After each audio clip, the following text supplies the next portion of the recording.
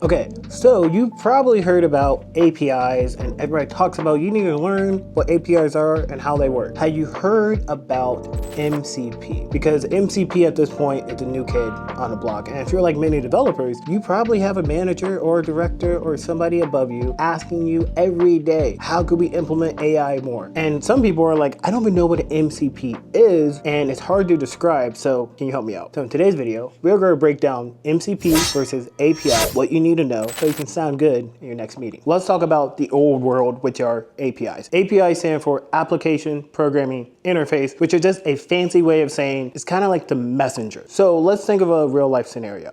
Huge basketball fan and waiting for the Suns to win it all this year. And let's say I want to make an NBA app where it tracks stats and I use AI somehow. Problem I have right now is I have an idea, I can make the app, I have no data. The NBA has this data, or other services have a whole bunch of sports data. Now, they're not going to give me that data because it's probably really sensitive, they don't want to sell it, and it's kind of like in a weird situation. A better solution is they'll give you an API, and some APIs are free, some are paid. Usually, you get what you pay for. And these APIs will give me a response, JSON, XML, whatever it is. I use that data, I use that response, I call this API. As I call it, it's going to give me data in return, and I can use that data to populate it into my NBA app. Now, what I just described is just a simple API case, but pretty much everything you use today, there's an API. If you're doing payments and checkouts, you're using Stripe or Plaid. If you have like a news app like Forbes or New York Times, you might be using in-house data, or you might be using the news API in a paid tier. APIs to me are the messenger. They are connecting apps so they can all work together. How is that different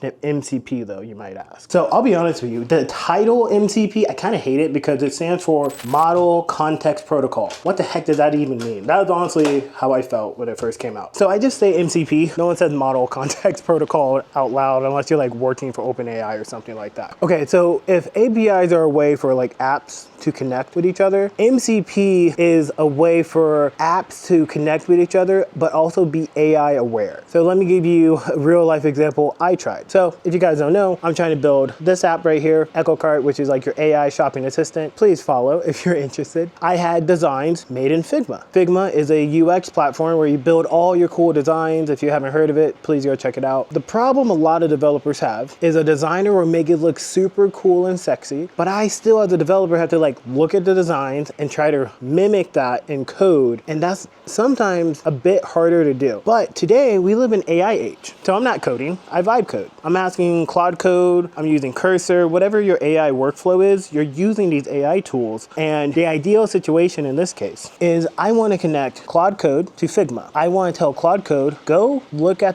what's been designed in Figma and build it. That is literally what an MCP is supposed to do. Now, when I tested this out, what I had to do was download the Figma desktop app. Once I downloaded it, then I had to enable dev mode, $19.99 a month. And then after that, I had to launch or start the MCP server, which again, this is all this on my computer. Like people get super confused when it comes to MCPs, but when I was using it, I'm like, oh, I'm more or less running this locally. I have my designs in here. And then I was having Claude Code on the other screen and telling Claude Code, hey, connect to this server. And if you haven't seen, you go in Claude Code and you can easily connect to multiple MCP servers or Cursor, whatever tool you're using. Again, it's usually just like a JSON where it's like connect to the service. Once it's connected locally, ideally I can tell Claude Code to look at Figma and build the design. Now, I'll be 100% honest with you. A lot of people are advertising MCP is the future. A lot of them just aren't there yet. The use case I just described was not good. Even though it was connected via MCP, it still couldn't build it. And I'm talking about like, hey, I have designs where it looks like this, write the code to make it look exactly like it's designed. And that's what MCP is promising. Not there yet. But that's more or less the difference. It is just a way for you to connect apps with other apps where it has the context where the AI pieces can really come and play here. Another way some people look at it is intelligent systems working together. So you can say, hey, ChatGPT, hey, Claude Code, hey, Cursor,